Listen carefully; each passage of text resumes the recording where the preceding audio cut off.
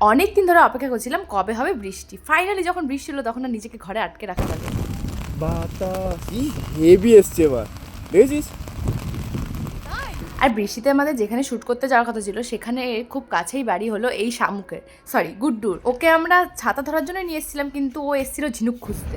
এই ঝিনুক ঝিনুক দাদা ঝিনুক ঝিনুক। কিন্তু ও আসার পর থেকে এত উলফাল কথা বলছে, না হেসে থাকা যাচ্ছে না। আমার ভিডিওর কন্টেন্টটাই খারাপ করে দিচ্ছে। আমি যখন ঘর দিয়ে বেরিয়েছিলাম তখন বৃষ্টিটা পড়ছিল হালকা হালকা, তো তখন আমি এর জন্য সেই দেখে বেরোই। কিন্তু বাইরে বেরিয়ে এসে যখন এদিকটা করে আসি তখন দেখি বৃষ্টি অনেকটাই কমে গেছে, আর চুলটাও অনেকটাই শুকিয়ে গেছে। তো আর ভিডিওর ক্লিপগুলো তো ভালো আসছিল না। কিন্তু অনেকটা অপেক্ষার পর ফাইনালি আবার বৃষ্টি নামে, তাই আমি আনন্দে একটু আত্মহারাই হয়ে গেছিলাম। আর এখানে আমি বলতে যাচ্ছিলাম এটাই তো চাইছিলাম আমি, বৃষ্টিটা নামুক, ফাইনালি এটা নেমেছে। কিন্তু ভাই বেশি নাচলে যা হয়, যেই একটু নাচানাচি শুরু করেছি অমনি গেল বৃষ্টিটা আবার কমে। তারপরে ভাবলাম যে আর ওয়েট করে লাভ নেই, অনেকটাই দেরি হয়ে গেছে, এবার ঘর যাওয়া যাক।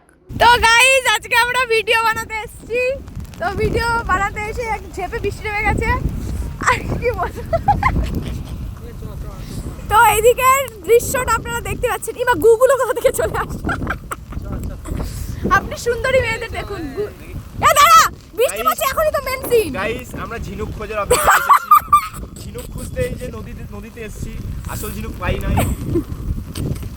তাহলে আজকে মতো টাটা, দেখা হচ্ছে পরের ভিডিওতে। হেভি এসছে।